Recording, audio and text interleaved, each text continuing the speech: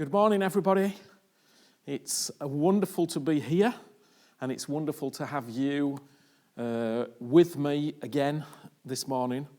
And I hope that you are all doing well. Wherever you're watching this from, I know that we have people watching in Italy, Norway, hopefully in Nepal. I'm not quite sure about Africa just because of the difficulties they're having at the moment with the internet. But also America and, of course, people here as well. So it's wherever you're watching from this Sunday morning, it's wonderful to have you with us. And, of course, we send all our love, along with all our prayers, to you wherever you are this morning. And just know that we love you and we are praying. And I know that all the churches everywhere that we are related to, and I'm sure all the other churches as well, are praying at this time. That is the hope and that is the belief. So, without further ado, I want to speak this week, and if you want a title for this, it's called Remember the Words. And this is what the angels spoke to the ladies when they were looking into the tomb. They said to them, remember the words that Jesus spoke. So I want to talk about that. And of course, the words that Jesus spoke were not just any words. The words that Jesus spoke had life in them. His words were full of life. And of course, there are many words. The whole universe is full of words. But the words that you need right now are words that are full of life. Those are the ones that are going to give us energy, that are going to raise us up in this time, that are going to encourage us and support us. And those are the words that we really need to be tuning into right now. So, last week you remember that I spoke about the journey that the two men had on Emmaus Road. They were going from Jerusalem and they were going to a place called Emmaus Road, or Emmaus, which was hot springs. That's what it means, hot springs. And Jesus, of course, met them on the road. And he began to walk with them, not only on the road, but through the journey that they had been on. And they had been going through some of the most traumatic days in their lifetime. They'd seen some terrible things, and they'd heard some awful sounds. Of course, we can't imagine what that was like. But of course, what you see and what you hear, that affects the way that you were going to experience your daily life. So they had seen terrible things.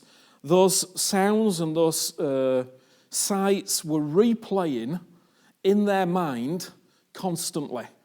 They were on a spool that was going around and around, and you would have thought that they could perhaps bring the mind back to the things that Jesus did, the things that he said. But after such a traumatic event, it is very, very difficult to focus and see something positive and see a bigger perspective. And Jesus, of course, knew this. And what we said is that Jesus came. He was risen from the dead, but the most extraordinary thing happened. He didn't tell them about his power. He didn't tell them about the experience that he had gone through as he was being raised from the dead. He didn't dazzle them with his knowledge. He didn't say any big words about anything that he'd done, but instead he just asked them a simple question, perhaps two simple questions. And then he listened. And that is profound. If you think about that, it's absolutely profound what Jesus did. And more than that, not only did he not say anything about himself, but actually he was willing to look foolish, to look stupid, to be to them a stranger that knew nothing of what had gone on.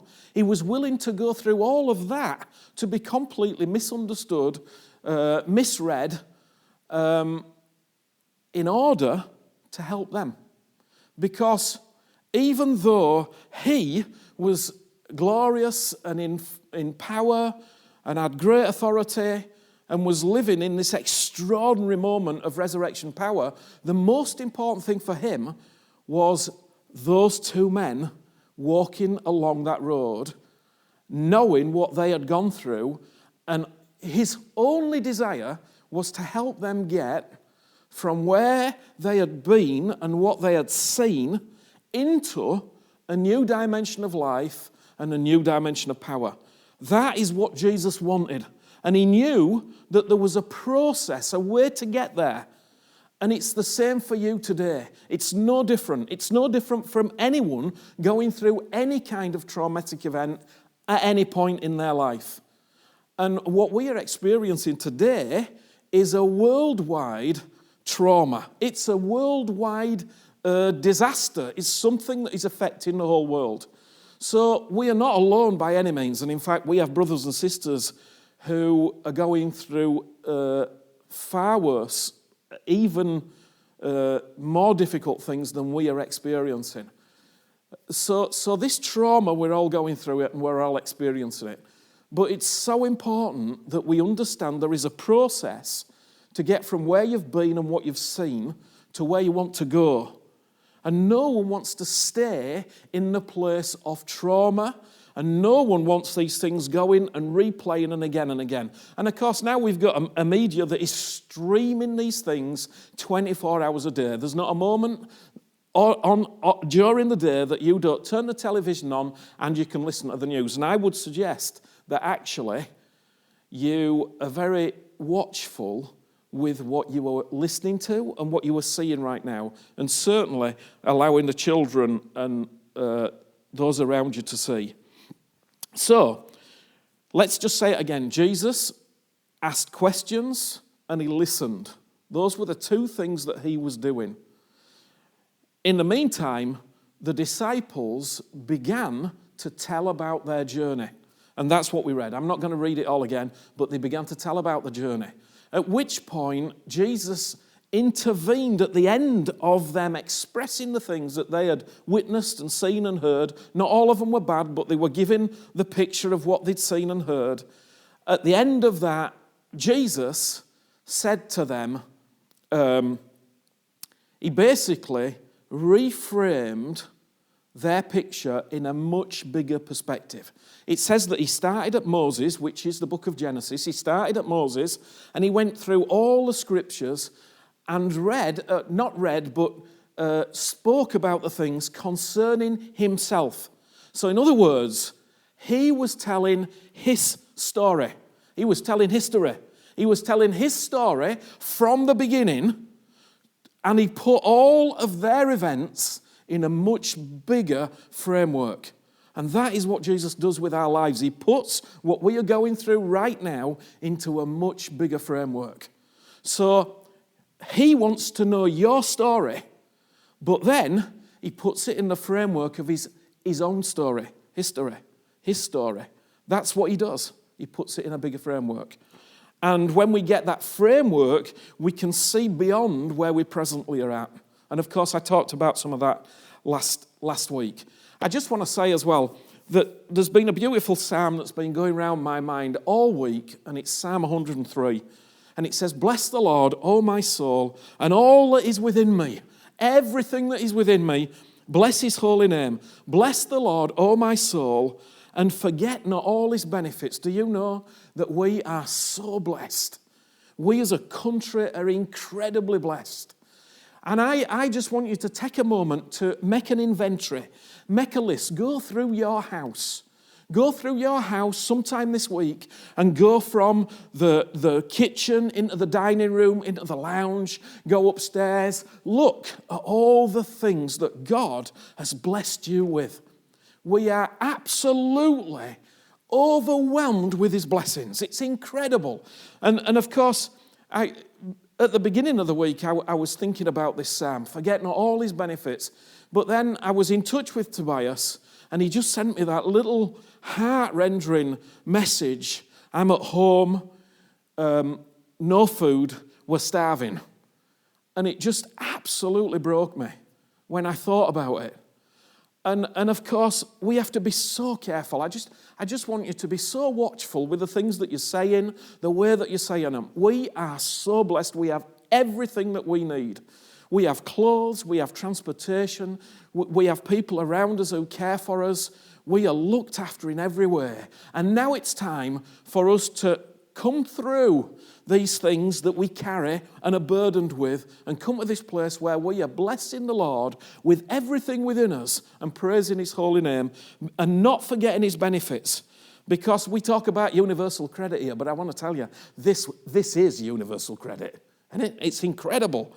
And it says, forget not all his benefits, who forgives all your iniquities and heals all your diseases, who redeems your life from destruction and crowns you with loving kindness and tender mercies, who satisfies your mouth with good things so that your youth is renewed like the eagles. It's a beautiful few verses. It's a beautiful psalm. Just read that this week and keep blessing him and praising him for what he's done. It's wonderful what he's done. So, okay, just moving on swiftly. I want to talk about something that I think is really important. Jesus, just after the Last Supper, so they've broken bread together. Jesus knows exactly what is going to happen now. He knows that his journey is going towards the cross. That's what he knows. He also knows that it's beyond the cross, but he knows that he has to go through some very, very painful, difficult trials and challenges in these next few days. This is what he knows. They have the Last Supper, and then he says at the end of it that one of the disciples is going to betray him, at which point the disciples start arguing about who is going to betray him. And then, moving on from that, they then start arguing about who is the greatest of them all and who's going to sit on the right and the left. And you know the story. But can you imagine how far removed they are from where Jesus is? They are so far removed. They're arguing about this and that and the other thing. They have no clue about what Jesus is about to do. But at the end of him talking, and you know the passage about him saying, if you want to be great, so he doesn't say you can't be great, he just says if you want to be great, you have to give up your life. You have to sacrifice and you have to serve like you've never sacrificed and served before. That's the way you're great in the kingdom of God. So if you want greatness, wonderful, but remember the words of Jesus. After that, Jesus says these things to Simon Peter. Let me just read it. It's there in Luke and chapter 22 and verse 31. So he says to Simon Peter, Simon, Simon, listen, Satan has asked excessively that all of you would be given up to him out of the power and keeping of God, that he might sift all of you like grain. But I have prayed especially for you, Peter, that your own faith may not fail, and when you yourself have turned again, strengthen and establish your brethren. So Jesus is saying to Simon Peter, Simon, you are about to go through a great trial. And he's not only talking about Gethsemane, because nearly everyone has a Gethsemane. But he's not only talking about that, he's talking about what happens after Gethsemane, when Simon Peter is asked a number of times if he knew Jesus. And we know that he denies him 3 times. Now, of course, it's out, we just say it, but for Peter, this was a big thing that was going on. The whole of that time that elapsed as Jesus is being taken away, Simon Peter is going through his own personal trial. Along with all the other disciples who were also going through a trial that they've never known before in their lives. But the interesting thing about this is that Jesus says, Simon, Simon, you are going to go through this trial. Satan has asked that you might be sifted, that you might be tried in this. But then Jesus says something extraordinary. He says, but I have prayed that your faith may be strengthened. Now, of course, that really, if I was Simon Peter, I don't think that I would see that as a prayer answer. I would much prefer that Jesus just come and do everything. That Jesus would do something in his power and in his authority and just end it all so that I don't have to do anything in this situation. That's what I'd call a prayer answer. But actually, Jesus is going, no. That one of the wonderful things that can happen for you, Simon Peter, and for every one of us that is in this situation now, is that as you go through this Gethsemane, as you go through this testing time, as you go through this trial, as you go through this dark night, actually, there is faith on the inside of you. And that faith, so Jesus says this right now to you, to me, that faith that is on the inside of you, I have prayed that faith would be strengthened. So you have faith. Now listen, you have got faith. We said this last week. Looking unto the author and perfecter, the finisher of our faith, Jesus. So we're looking unto him. Jesus is the beginner and the finisher of our faith. Everything to do with faith starts with Jesus. The faith that you have is not your own faith. It is the faith of Christ who lives on the inside of you, according to the words of Paul in Galatians 2 and verse 20. It's the faith of Christ in you. So, you have faith that comes from the author. You didn't try for it. God gave you it. It says that God gave you a measure of faith. That's in Romans 12 and verse 3. And it also says that this faith that you have is a gift from God. And that is in Ephesians chapter 2 and verse 8. So God gives you his own faith as a gift, and that faith is a measure. And that measure is enough for all that you have presently got to go through and all that you have got to do. So right now, in this moment, you and I have sufficient faith to get through whatever trial, whatever is lying in front of us. We have got sufficient faith on the inside of us already. Now, of course, the key is that we understand, because Jesus said, I tell you, if you have a mustard seed of faith, if you will exercise that mustard seed of faith, because you might say to him, you might say to me, Paul, I've only got a little bit of faith. You only need a little bit of faith. You understand me? We look at people and we go, well, I'm not Smith Wigglesworth. I'm not this person. I'm not that person. That's you don't need to even think about that. You are you, and God has given you a gift of faith, which is a measure enough for what you are presently going through. Now, the key is that you would use that faith, that you would exercise that faith. As you exercise faith, Jesus is praying that your faith has strength, so that it's not a weak faith. It's not a faith that's dithering, but actually, inside, your faith is becoming strong. Now, the more that you use faith, the stronger faith becomes. But you have to use it in this time. And you have to use it in a good way. How can you use faith right now? Well, you can use faith by going through the process that we outlined last week. And what was that process? That process was sharing the things that are on your heart, sharing the things that are in your heart. Right now, you can be feeling all sorts, just like in Gethsemane for Simon Peter and all the disciples who were there with Jesus. It says that they fell asleep because the oppression of the moment was so strong they couldn't keep awake through it. The heaviness of the oppression put them to sleep. Well, of course, the oppression that's now can do all sorts of things with us. But there's also a temptation, and Jesus talked about the temptation. He said, I pray that you don't enter into temptation. What was the temptation? The temptation was self-pity. The temptation when oppression comes, when difficulties come, when the pressing comes, that's what Gethsemane means, the place of pressing. And we talked about it last week, like a tube of toothpaste. When it's pressed, what's inside comes out. This moment is an incredible moment for you and I to look at our lives and to actually examine what are the thoughts that are in my heart and in my mind.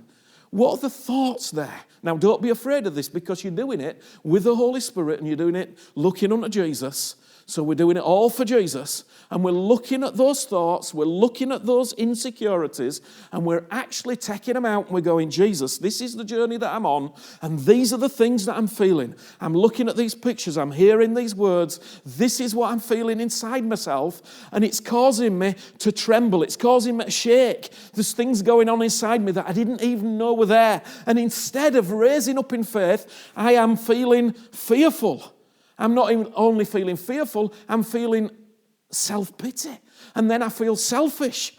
And I get all taken up by myself. Now listen, this is a moment that can revolutionize your life. It can change you forever. Because you can allow, by the Spirit, God to examine those thoughts. He knows them already. He only wants you to know them so that you can bring them to Him. You can share your journey with Him. You can give Him your burdens. It says He's going to take all your burdens from you. You can give Him your burdens. You can carry it all to Him. You can share it all with Him. Just think all the time that you've got now. You can spend this time with Jesus and you can learn this process.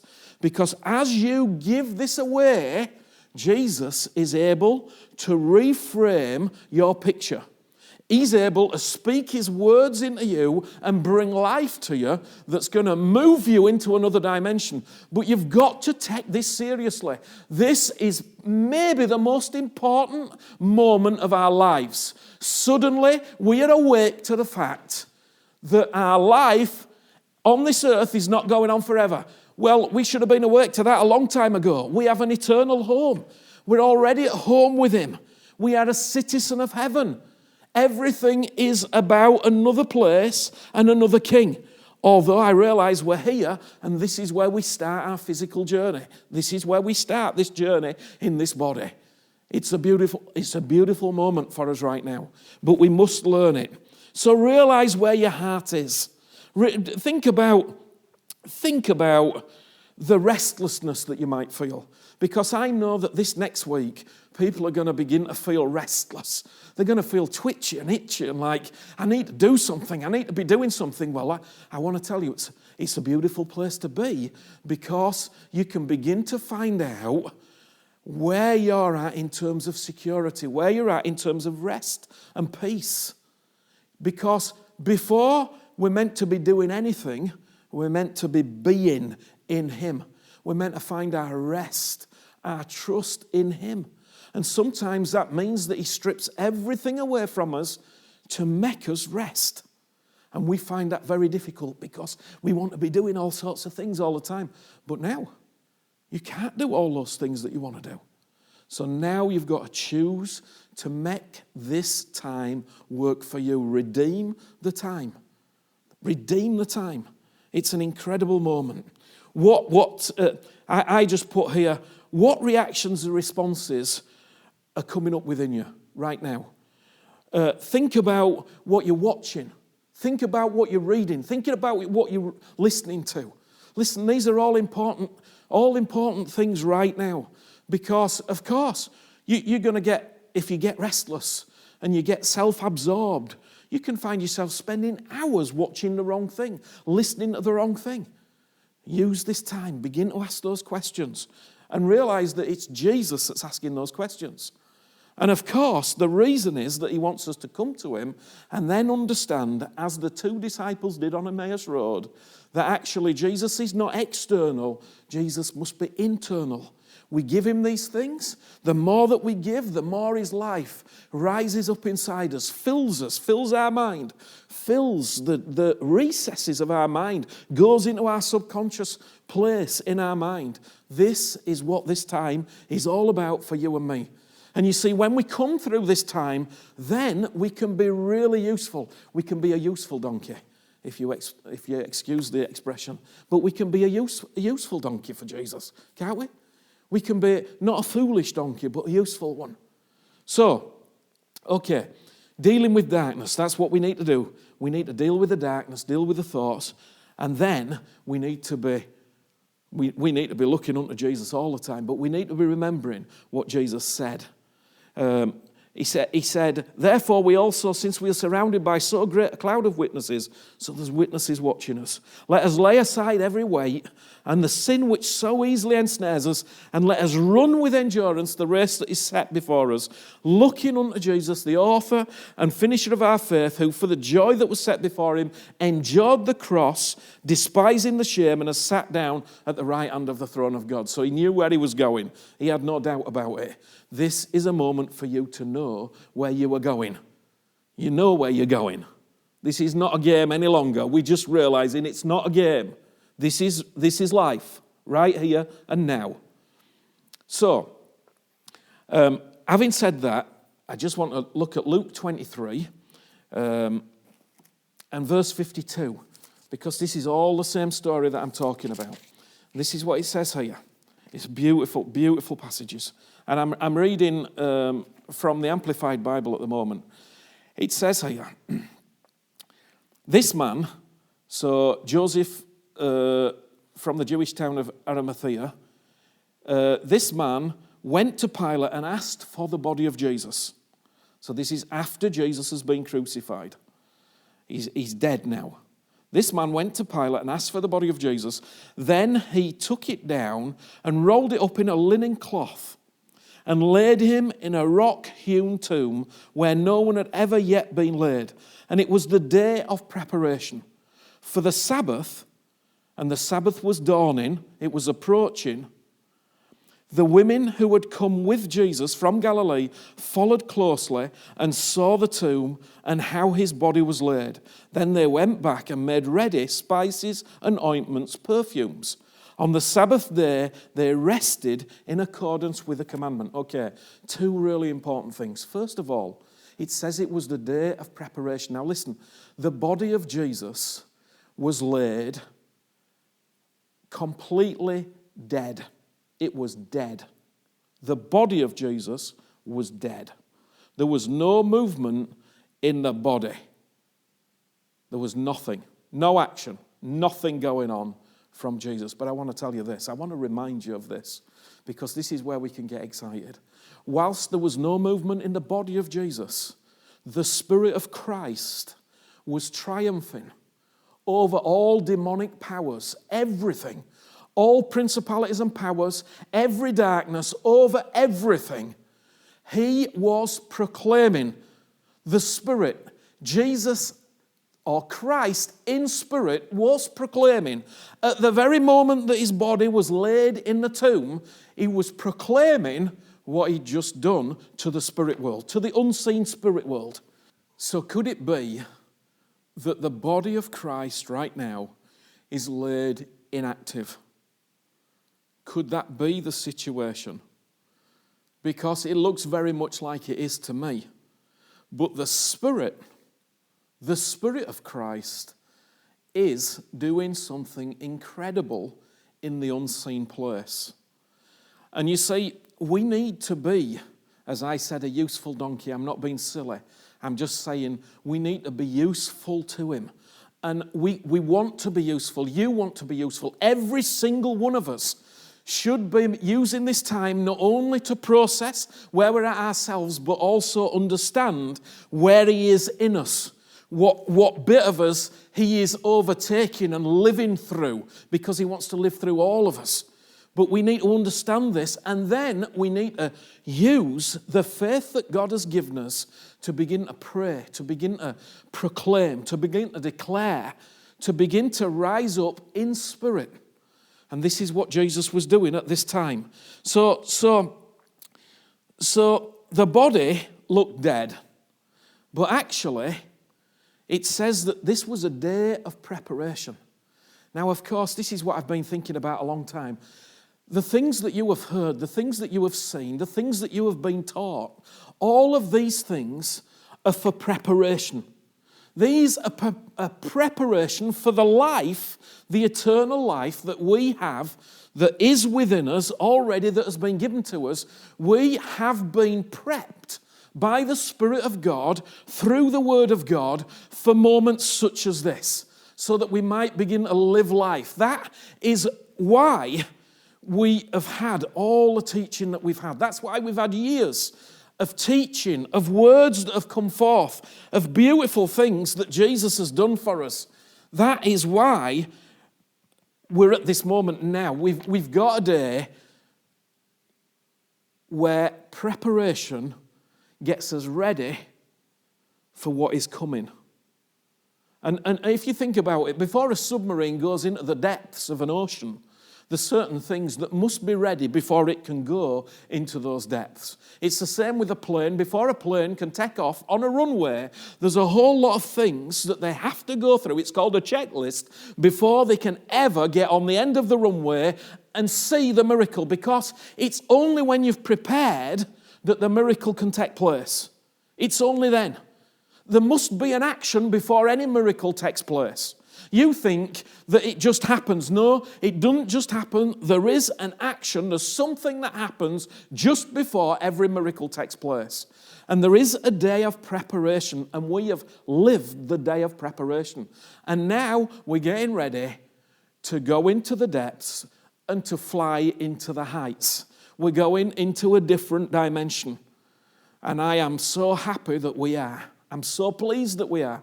I'm not happy about this situation. I'm not pleased about this situation. But I am thanking God that somehow this is going to alter the way not only the body of Christ thinks about what God has given to us, but also the whole world is going to be moved in some way, in a different way. So, the day of preparation, they were preparing spices, they were getting ready, and they thought they were getting ready to bury the body of Jesus, or to make it nice for the tomb.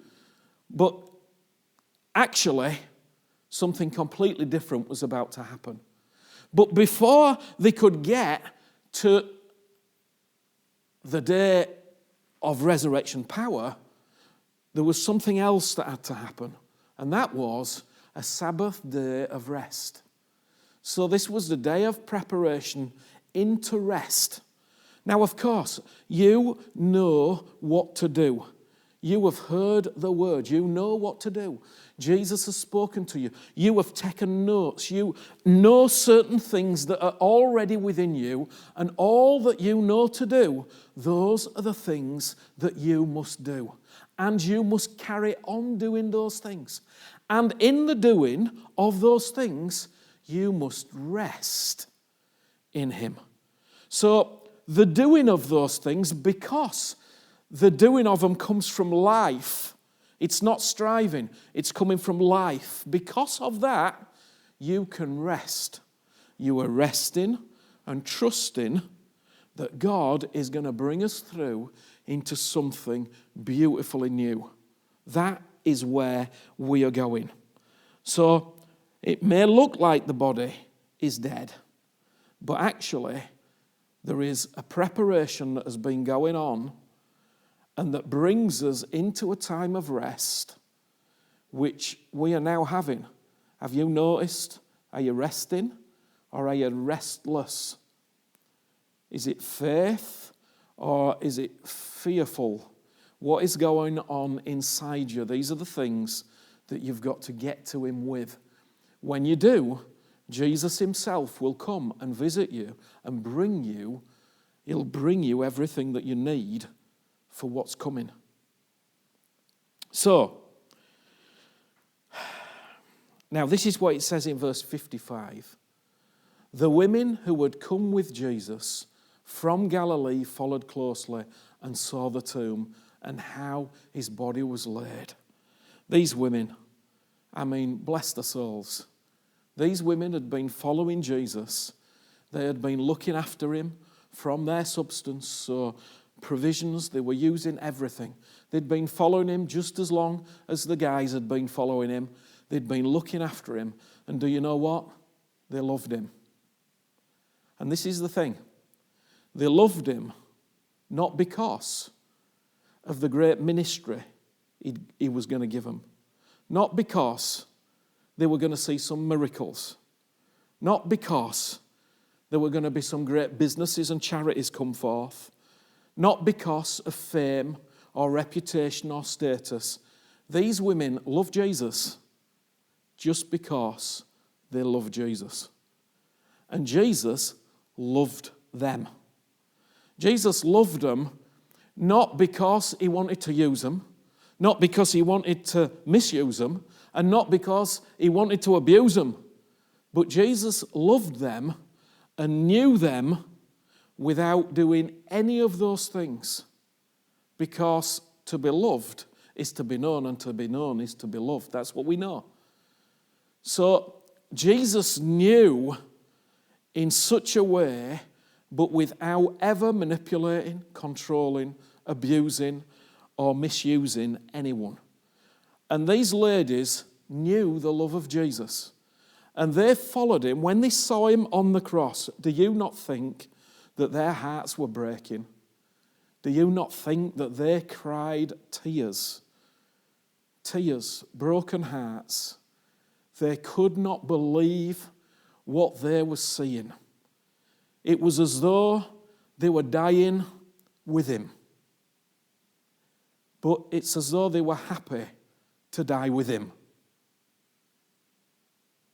Now, on the other hand, the guys, they were a little bit different. The guys, well, you remember the young man called John Mark. It says that John Mark was watching Jesus as he was crucified, and he had a cloak wrapped around him, and he lost the cloak. And strangely, it says that he was naked, and he ran away. Well, of course, if we look at that symbolically, we could see that right in that moment, this young man who was following Jesus was exposed. He was fearful, he was terrified, he was exposed, and he ran. And of course, I feel a little bit for him because John Mark is the one that everybody talks about, but of course, all the disciples, nearly all of them ran away. They all fled. They all forsook him. In fact, it says that they all forsook him. So you see, the fellas had a different problem. The fellas came to Jesus because Jesus could do something for them. He could give them fame. He could give them status. He could give them something. His kingdom were coming. They were going to sit on the right or the left. They were going to be the big cheese. They were going to do something. It was wonderful to them. They wanted miracles. They wanted all those things. And that was the thing that drew them more than anything. So when it came to his worst moment, of course, they all ran away. The ladies were watching on with broken hearts. But they were there the whole time. And they died with him. And of course, this is the truth. When you die with him, in the moment that you die with him, you also rise. Something happens in that moment. And that is why, in the next few verses, when they go to the tomb, and they look in the tomb. Now you see, they had to look in the tomb. Everyone has to look in the tomb. I'm sorry. I'm so sorry. We have to look in the tomb. I don't like it either. It breaks my heart. I don't like the reports. You don't like the reports. None of us like to see other people in pain and suffering. We hate it. We don't like it. Nothing in us likes it. But we have to look in the tomb. When we look in the tomb, we are faced with death. Death is inevitable, but actually it's an illusion. It's not real. Jesus said, when you believe in me, you have already risen. You will never die. That is the truth. It's impossible for the life of Jesus to live on the inside of you and me and for us to die because his life is eternal. He is the eternal source. He is eternal energy. That is what he is. Every living particle of him, every little bit of him lives. It lives. And he lives in you, which is why Paul said, you and I have resurrection power on the inside. It's just that we don't really understand it. But we've got to begin to see it. We've got to begin to imagine it. We've got to begin to believe that these words are true that Jesus spoke. And we've got to begin to remember the words that Jesus has said to us. So these ladies, of course, they're speaking, and it says here, I mean, think about this. It says that they came to the tomb, but the rock was moved away. This huge rock in front of the tomb had been moved away. It had just been moved away. You see, that's what resurrection power does, isn't it? It moves things away that are in the way. And it says they found the stone rolled back from the tomb, and when they went inside, they did not find the body of the Lord Jesus. And while they were perplexed and wondering what to do about this, behold, two men in dazzling raiment suddenly stood beside them. And these men, they were not like Jesus. They didn't kind of ask any questions. They just went, why are you looking for Jesus among the dead? I mean, that's an amazing thing. It's like they didn't actually understand why they were doing that. They automatically assumed that they would just know. But listen, this is what it says. It's beautiful. You see, the ladies died with Jesus in his death, and therefore they received this life really quickly. One minute they were looking in a tomb, the next moment there's two men in dazzling raiment stood at the side of them from another dimension, moving in another kind of power and authority, standing in glory right next to him. And this is what they said, he is not here. And as the women were frightened and were bowing their faces to the ground, the men said to them, why do you look for the living among those who are dead? He is not here, but has risen. Remember how he told you while he was still in Galilee. And these words came at me so strongly this week. Remember how he told you.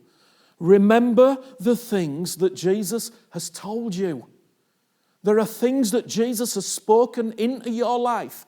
Not just this last week, not just this last year. He has been speaking into your life on a continual basis. Remember the things that Jesus spoke to you. Remember those things.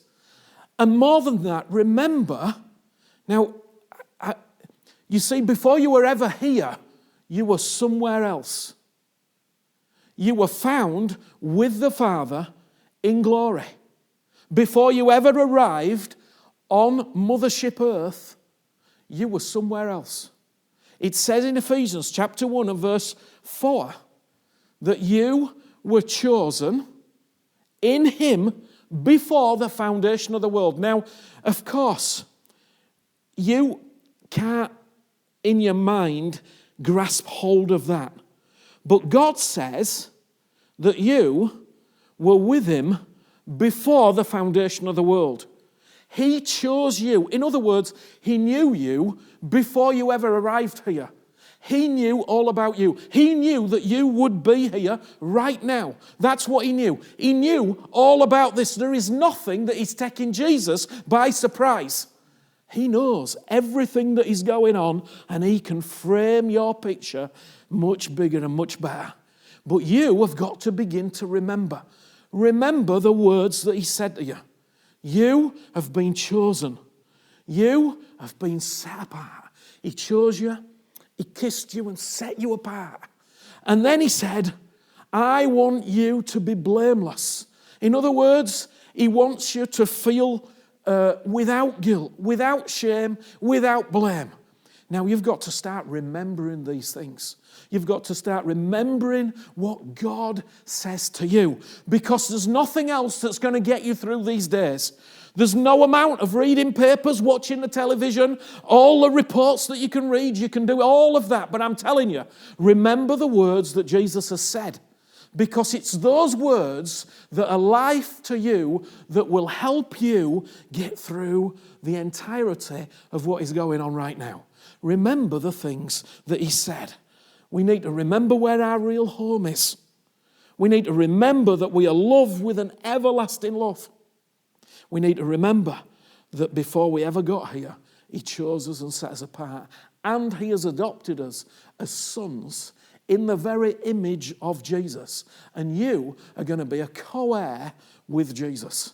Isn't that a beautiful thing? Jesus, in other words, is willing to share everything the Father gave to him with you and with me. That's a beautiful thing. This is not a fairy tale. People have gone before us. There are many witnesses that have gone before us, and now we are surrounded by a cloud of witnesses, millions and millions who have gone before, who are watching us in this time. You are not alone. You can never be alone. He said, I am with you always to the end of the age. I am with you the whole time. I'm never going to leave you. I'm never going to forsake you. I live in you. I am with you. And remember that he is the bread of life. He is the bread. Yes, thankfully we can still buy bread in the shops. We can still get all the things that we need to sustain our physical bodies. But he is the bread of life. And you are to eat the bread. Not just smell it, not just look at it, not just think about it, but eat the bread. As you eat the bread brings you life now. You know his life now. He is not a crutch for you. No, he's not. He's not your stretcher. No, he's not. He is your life. Paul said it like this, and I think I wrote it down here. I hope I did. It's Galatians. In fact, I have said it tonight, but I'm going to finish with this. This is what it says in Galatians chapter 2 and verse 20. Galatians chapter 2 and verse 20. I have been crucified with Christ. It is no longer I who live, but Christ lives in me. And the life which I now live in the flesh, I live by faith in the Son of God. And in some versions it says, by the faith of the Son of God, which I actually like better. It's beautiful. Who loved me and gave himself for me. And not only for you. Now remember, not only for you, but for the entirety of the world, that no one should perish, that none shall perish.